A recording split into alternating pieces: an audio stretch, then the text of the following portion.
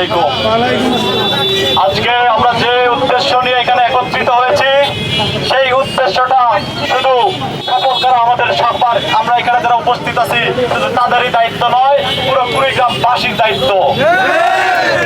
বন্ধুরা, আমাদের কুড়িগ্রাম একটি দরিদ্রতম সীমার নিচে অবস্থান করছে, কিন্তু আমাদের যে হাসপাতালের যে চিকিৎসা ব্যবস্থা সেটা স্বাধীনতার পর থেকে এখন পর্যন্ত নিম্নমুখী। বন্ধুরা, আমরা ছাত্র জনতার পক্ষ থেকে এই হাসপাতালের যারা দায়িত্বে আছেন তাদের সঙ্গে অনেকবার বসেছি, কিন্তু আমরা আশানুরূপ কোনো ফল তাদের কাছে পাইনি।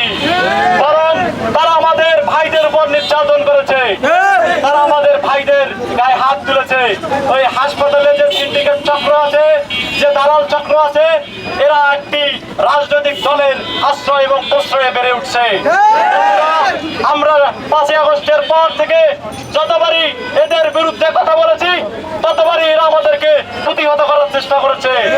বন্ধুরা, আমরা 5ই আগস্ট ঘটিয়েছি, আমরা এই সামান্য হাসপাতালের দুর্নীতি সেটাও আমরা পতন করে ছাড়বো ইনশাল্লাহ। বন্ধুরা, আমরা এদেশের ছাত্র জনতা আমরা যেমন উৎখাত করেছি হাসিনার স্বৈরতন্ত্র, তেমনি কুড়িগ্রাম সরকারি হাসপাতালের দালাল চক্রকেও আমরা উৎখাত করব।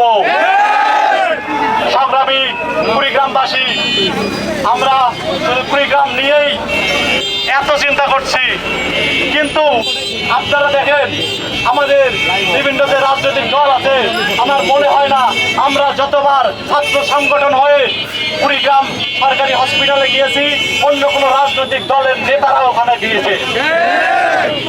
বন্ধুরা, পরিশেষে বলতে চাই, কুড়িগ্রাম সরকারি হাসপাতাল সহ কুড়িগ্রামের প্রতিটি উপজেলায় যতগুলো হাসপাতাল আছে সব হাসপাতালে দালালদের উৎখাত করতে হবে এবং এই হাসপাতালগুলোতে চিকিৎসা সেবার মান উন্নত করতে হবে। আমরা দেখেছি এমনও কিছু হাসপাতাল আছে কুড়িগ্রামের উপজেলায় যেগুলোতে মেশিনারিজ আছে, কোটি টাকার মেশিনারিজ, কিন্তু সেগুলো ব্যবহৃত হয় না। বন্ধুরা, এগুলো পড়ে থাকে, আমাদের গরিব মানুষেরা স্বাস্থ্য সেবা পায় না। আমরা এগুলো সবগুলোর প্রতিকার চাই। ধন্যবাদ সকলকে।